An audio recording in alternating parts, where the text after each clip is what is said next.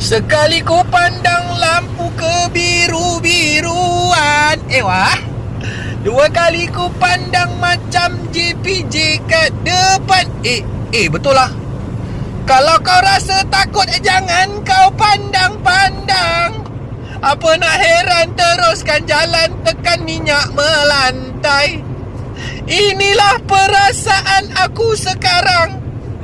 Tak ada salah pun badanku rasa goyang. Kalau tak percaya, lepas ke depan, semua pun hilang. Betul tak? Asal aja ada dia goyang. Asal aja nampak dia goyang. Asal goyang aja aku mesti nampak dia. Bukan akulah, korang semua pun sama kan. Padahal tak ada salah apa pun. Tak ada salah apa pun. Yang ini pun cepatlah sikit. Ege. Kan? Alah, gate pula. Ni nak parking tak boleh ni. Nampak salah.